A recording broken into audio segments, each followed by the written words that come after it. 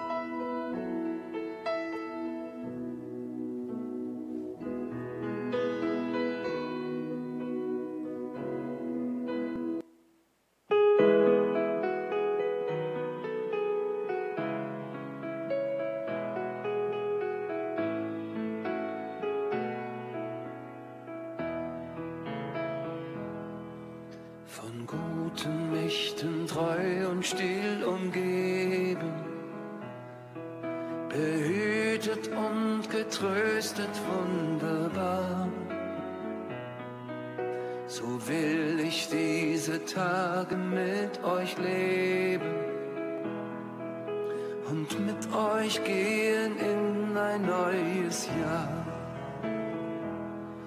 Von guten Mächten wunderbar geborgen, erwarten wir getrost, was kommen mag. Gott ist mit uns am Abend und am Morgen und ganz gewiss an jedem neuen Tag. Noch will das Alte unsere Herzen quälen, noch drückt uns böser Tage schwere Last. Ach Herr, gib unseren aufgescheuchten Seelen das Heil, für das du uns bereitet hast. Von guten Mächten wunderbar geborgen, erwarten wir getrost, was kommen mag. Gott ist mit uns am Abend und am Morgen und ganz gewiss an jedem neuen Tag. Lass warm und still die Kerzen heute flammen, die du in unsere Dunkelheit gebracht. Für wenn es sein kann, wieder uns zusammen. Wir wissen es, dein Licht scheint in der Nacht. Von guten Mächten wunderbar geborgen, erwarten wir getrost, was kommen mag. Gott ist mit uns am Abend und am Morgen und ganz gewiss an jedem neuen Tag.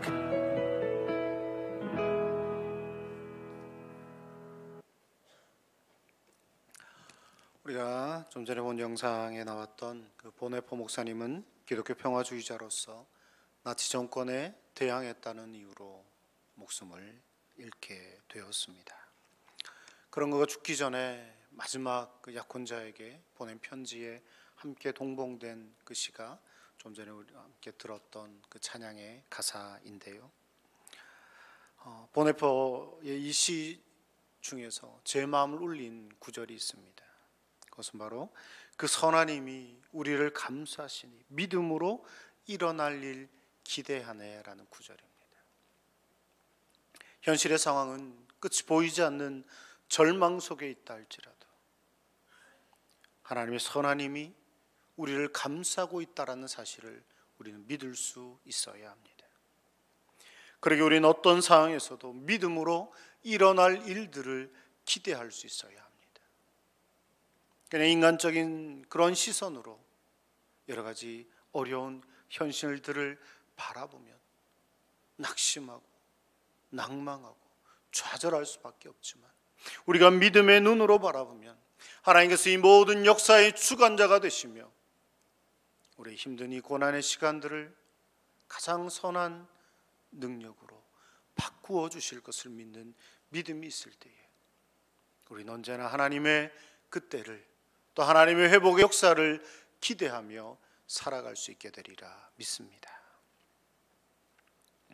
어제가 우리나라 광복 75주년이 되는 그런 날이었습니다. 이 땅의 광복을 위해서도 정말 수많은 사람들의 그 고통과 헌신의 시간들이 있었습니다. 특별히 우리 믿음의 선조들의 그 기도와 헌신을 우리는 기억할 수 있어야 할 것입니다. 그런 선조들의 희생과 헌신이 있었기에 오늘날 우리가 이렇게 평화로운 나라에서 살고 있음을 잊지 말아야 합니다. 또한 그 모든 역사의 주관자가 되시는 하나님께서 이 땅을 긍휼히 여기셨기에, 이 땅의 광복을 허락하셨기에, 이 땅의 평화를 허락하셨기에 우리가 지금 이렇게 평화롭게 이 자리에 앉아 있을 수 있다라는 사실을 항상 기억해야 할 것입니다. 이스라엘도 그런 억압과 또 해방의 역사가 있습니다. 오늘 본문은 그 출애굽 역사의 시작을 알리는 그런 내용이 기록되어 있습니다. 모세가 애굽의 궁정에서 장성한 후 어느 날 자기 형제들이 혹독한 노역을 당하는 것을 직접 눈으로 보게 됩니다. 형제라는 표현에서 알 수 있듯이 모세는 이집트 왕자로 살았지만 자신이 히브리인이라는 사실을 알고 있었습니다. 그런데 어느 날 애굽 사람이 자신의 동족인 그 히브리 사람을 정말 너무나도 심하게 때리는 그 장면을 보게 된 것이죠. 거의 맞아 죽을 정도로 너무 심하게 때리는 그 모습을 본 그 모세는 화가 나서 그 애굽 사람을 죽이고 아무도 모르게 그냥 묻어버리게 됩니다. 근데 이튿날 다시 나가보니 이번에는 그 히브리 사람들끼리, 같은 동족들끼리 또 싸우고 있는 것입니다. 그 모습이 너무 안타까웠던 모세는 왜 그렇게 서로 싸우냐고 그 일에 참견하게 되죠. 그랬더니 그중 한 사람이 이렇게 대뜸 이야기합니다. 누가 나를 우리의 재판관으로 삼았느냐? 네가 애굽 사람을 죽인 것처럼 나도 죽이려고 하느냐? 이 말을 들은 모세는 아주 심히 당황할 수밖에 없었습니다. 사실 당시는 그 왕정 시대였기 때문에 왕자가 백성 한 명을 죽이는 일 정도는 그냥 넘어갈 수도 있는 일이었을 것입니다. 하지만 당시 왕권을 둘러싸고 정치 세력 간의 암투가 있었다면, 그리고 그 암투의 중심에 모세가 있었고 그 모세가 히브리인이라는 사실이 들통나게 되었다면 얼마든지 큰 문제가 될 수밖에 없는 상황이었다라는 것이죠. 결국 그 일로 인해 모세는 하루아침에 궁정에서 저 광야로 쫓겨가는 신세가 되고 맙니다. 한순간의 실수로 도망자가 된 그 모세의 마음에는 아주 극심한 분노와 후회가 차올랐을 것입니다. 그러나 이것 또한 믿음의 눈으로 보면 그것은 단순히 쫓겨난 것이 아니라 하나님의 선하신 인도하심 가운데 광야로 가게 되었다라는 사실을 우리는 알 수 있습니다. 죽음의 땅 광야로 던져진 것이 아니라 하나님을 만날 수 있는 곳, 하나님의 임재를 경험할 수 있는 곳으로 하나님께서 친히 인도해 주신 것입니다. 사람들은 광야를 버려진 땅이라고 말하지만 하나님은 젖과 꿀이 흐르는 땅이라고 말씀합니다. 우리 인간의 관점과 하나님의 관점이 다르기 때문입니다. 인간의 눈으로 볼 때는 정말 버려진 땅이고 아무런 것도 살 수 없는 그런 황량한 광야라 할지라도 그곳에 하나님이 함께 거하시면, 하나님이 역사하시면 그곳은 얼마든지 젖과 꿀이 흐르는 약속의 땅이 될 수 있다라는 사실입니다. 모세가 바로의 그 궁정에서 나와서 광야로 간 것은 하나님의 선하신 능력과 섭리에 따라 그렇게 되어진 것이라는 말입니다. 우리가 하나님의 손에 붙들림 받으면 우리는 합력하여 선을 이루시는 하나님의 그 크신 계획과 섭리를 깨달을 수 있게 될 것입니다. 비록 현실의 상황이 아픔과 고난으로 가득 차 있다 할지라도 하나님의 인도하심을 우리는 믿을 수 있어야 합니다. 그래도 우리는 주저앉지 않고 다시 일어설 수 있으며 하나님의 은혜 가운데 회복될 수 있을 것입니다. 모세는 그 하나님의 특별한 은혜 가운데 애굽에서도 죽지 않고 애굽의 왕자로 그렇게 40년을 지내는 큰 은혜를 입었습니다. 하지만 그 40년의 기간 동안 모세는 하나님을 온전히 찾지 않았습니다. 그리고 그 은혜가 얼마나 큰 은혜인지도 온전히 깨닫지 못했습니다. 하지만 모세가 그 궁정에서 나와 광야로 갔을 때에 아무도 없는 그 광야, 아무도 자기를 도와줄 수 있는 사람이 없는 그 광야로 가게 되었을 때에 그는 비로소 하나님을 만나게 되었고 하나님의 크신 은혜를 경험하게 됩니다. 거룩하신 하나님 앞에서 자신은 정말 아무것도 아닌 존재라는 사실을 깨닫게 되었을 때 모세는 하나님을 만나고 하나님의 크신 은혜를 깨닫게 되었다라는 것입니다. 우리도 우리가 누릴 수 있는 것들이 너무 많을 때에 하나님을 온전히 바라보지 못하고 하나님의 은혜를 깨닫지 못할 때가 많이 있습니다. 이 세상에 누릴 것이 너무 많기 때문에 거기에 눈이 멀어서 거기에 시선을 다 빼앗겨서 하나님을 바라보지 못할 때가 많다라는 것입니다. 하지만 그럴 때 우리는 더욱 하나님께 집중할 수 있어야 합니다. 세상을 향한 우리의 시선을 멈추고 우리의 눈을 감고 우리의 심령 가운데 함께 하시는 그 하나님을 바라볼 수 있어야 할 것입니다. 만일 그러지 않으면 하나님께서 고난이라는 그 시간을 통하여 광야의 그 시간을 통하여 우리를 다시금 하나님께로 돌이키는 그런 일이 있을 수도 있다라는 사실을 알아야 할 것입니다. 그렇게 되기 전에 먼저 우리가 하나님께 돌아와 하나님을 온전히 바라볼 수 있어야 합니다. 그럴 때 하나님의 그 도우심으로 인하여 하나님의 그 함께 하심으로 인하여 날마다 하나님을 만나고 하나님의 크신 은혜를 깨닫는 그런 믿음의 삶을 살게 되리라 믿습니다.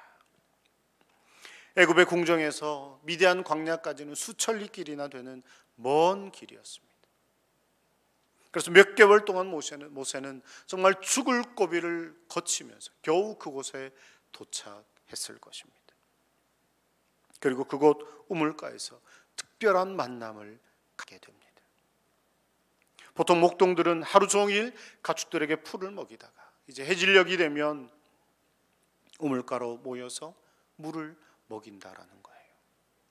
비슷한 시기에 목동들이 함께 몰려들기 때문에 거기서도 힘 있는 사람들의 횡포가 있기 마련이었다라는 것입니다.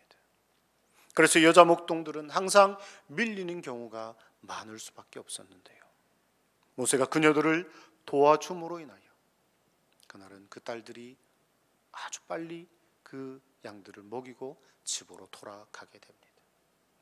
집에 돌아왔더니 아버지 르우엘이 말합니다.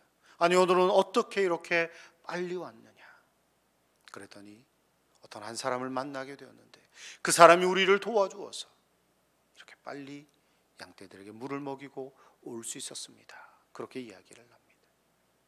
그러자 르우엘은 당장 가서 그 사람을 데리고 와라, 그렇게 말했고, 모세가 그곳에 있는 것을 기뻐할 때에 자신의 딸까지 모세에게 내어주게 됩니다.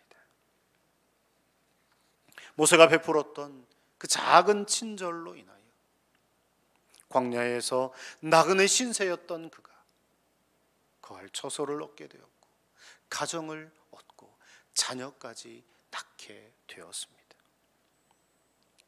모세의 인생은 그렇게 저물어 가는 것 같았습니다. 하지만 하나님은 모세와 이스라엘 백성들을 그대로 두지 않으시고 새로운 섭리 속으로 인도해 주셨습니다. 출애굽기 2장 24절 25절을 함께 읽어볼까요? 24절 25절입니다. 시작. 하나님이 그들의 고통 소리를 들으시고 하나님이 아브라함과 이삭과 야곱에게 세운 그의 언약을 기억하사 하나님이 이스라엘 자손을 돌보셨고 하나님이 그들을 기억하셨더라. 아멘. 하나님께서는 이스라엘 백성들의 그 고통 소리를, 그 신음 소리를 결코 그냥 흘려 듣지 않으시고 귀 기울여 들으셨습니다. 때때로 우리의 삶에서도 하나님이 나를 잊으신 것만 같고 하나님이 나의 기도에 외면하시는 것만 같은 그런 때를 만나기도 합니다.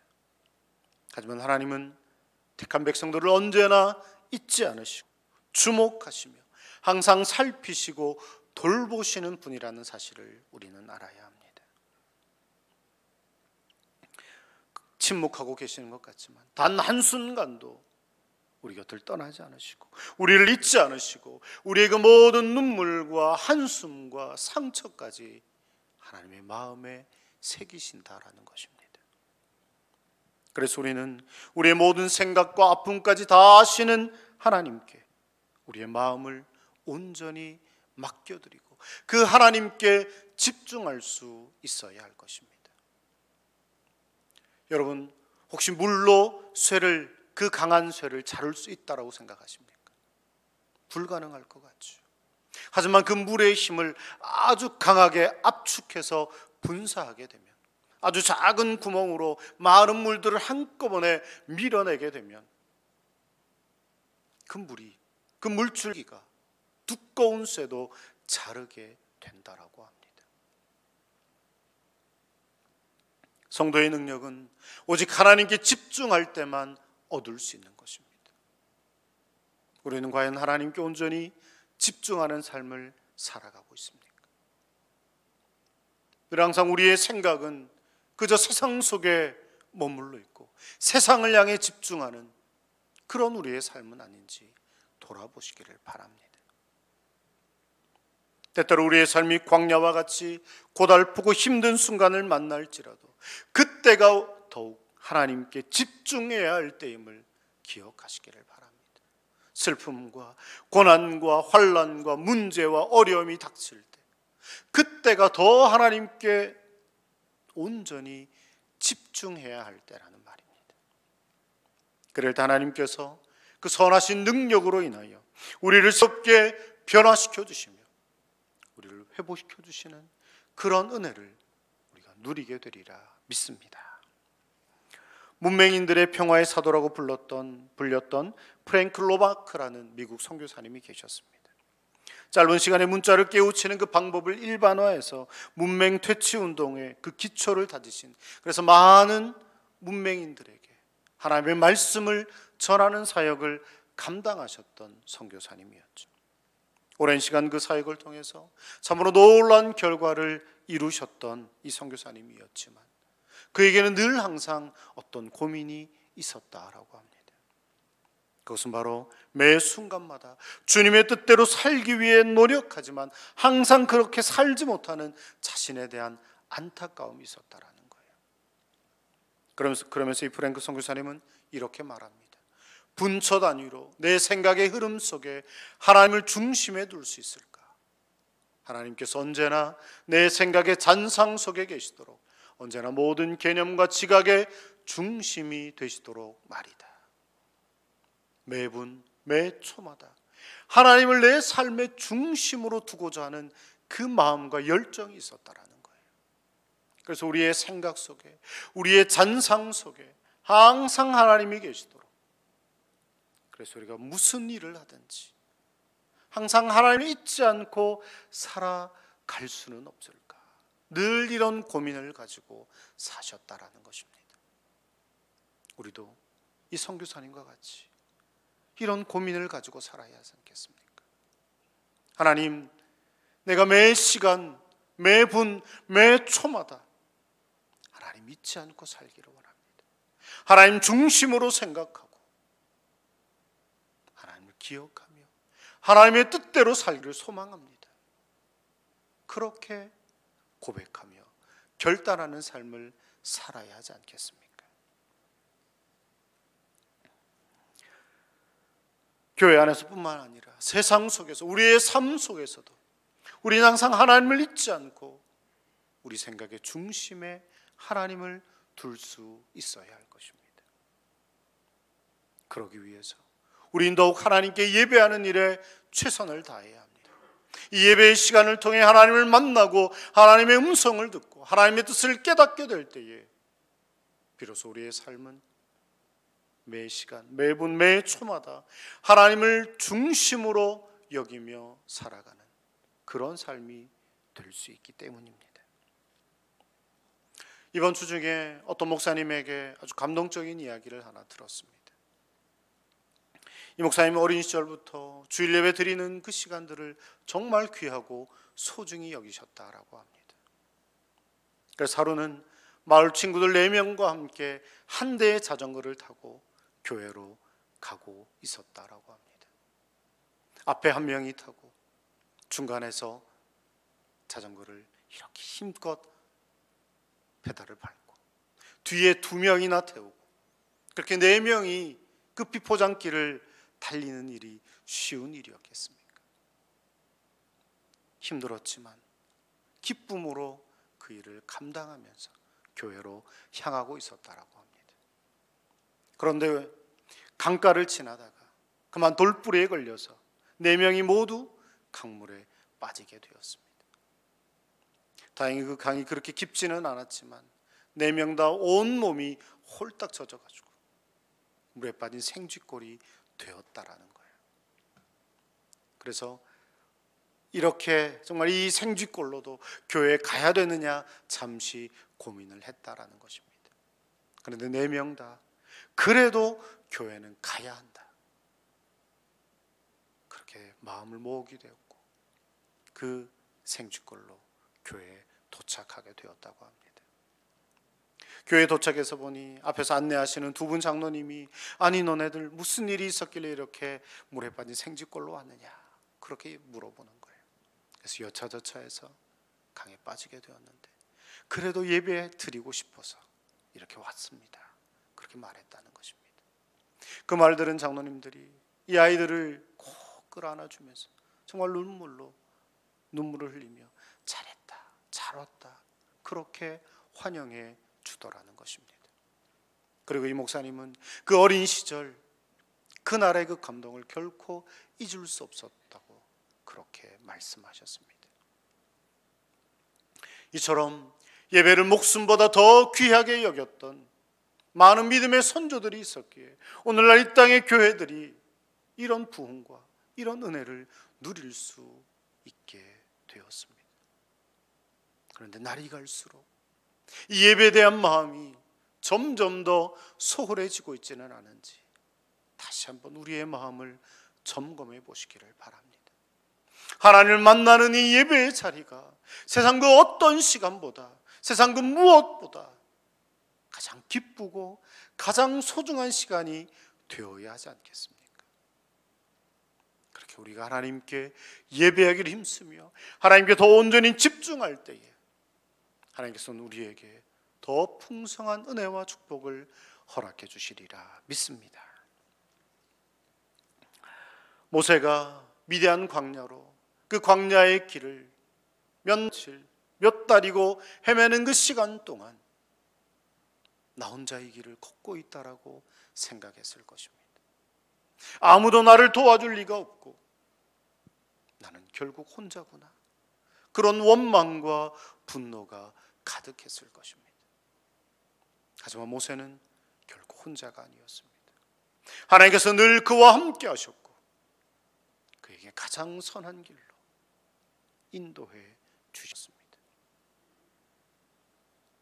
오늘날 우리도 온갖 시련들을 만날 때에 나 혼자만 이런 고난을 당하는구나, 하나님은 저 멀리 계시고 우리를 도와주지 않으시는구나, 그런 마음이 들지라도 하나님은 여전히 우리와 함께하는 분이심을 잊지 마시기를 바랍니다. 그리고 선하신 능력으로 그 능력의 팔로 우리를 안아주고 계신다라는 사실을, 그리고 우리를 가장 선한 길로 인도하시기 위하여 크고 놀라운 계획과 섭리를 가지고 계신다라는 사실을 잊지 마시기를 바랍니다. 우리와 함께 하시는 그 하나님을 믿음의 눈으로 바라볼 때에 우리는 아무리 절망적인 상황에 있다 할지라도 힘과 용기를 얻을 수 있게 될 것입니다.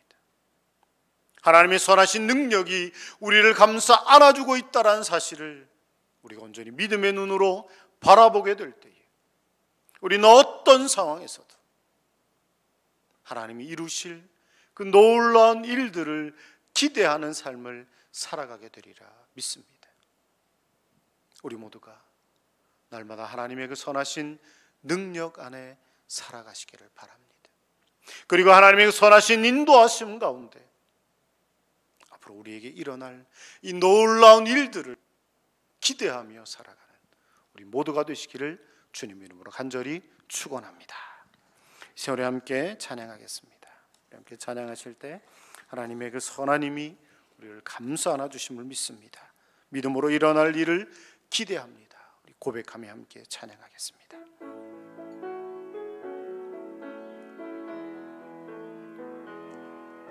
그 선한 힘에 고요히 감사하여 그 놀라운 평화를 누리며 나 그대들과 함께 걸어가네. 나 그대들과 하늘을 여네. 지나간 허물 어둠의 날들이 무겁게 내 영혼 짓눌러도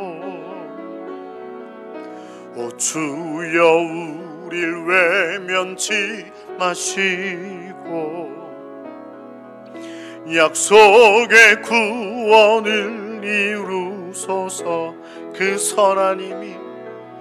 그 선한 힘이 우릴 감싸시니 믿음으로 일어나릴 기대하네. 주 언제나 우리와 함께 계셔. 하루 또 하루가 늘 새로워. 주께서 밝히신 작은 촛불이 어둠을 헤치고 타오르네. 그 빛에 우리 모두 하나 되어 온누리에 비추게 하소서. 이 고요함이 깊이 번져갈 때 저 가슴 벅찬 노래 들리네. 다시 하나가 되게 이끄소서. 당신의 빛이 빛나는 이 밤 그 선한 그 선한 힘이 우릴 감싸시니 믿음으로 일어나릴 기대하네. 주 언제나 우리와 함께 계셔. 또 하루하루가 늘 새로워. 그 선한 힘이 우릴 감싸시니 믿음으로 일어나릴 기대하네. 주 언제나 우리와 함께 계셔. 또 하루하루가 늘 새로워. 이 시간 함께 기도하겠습니다.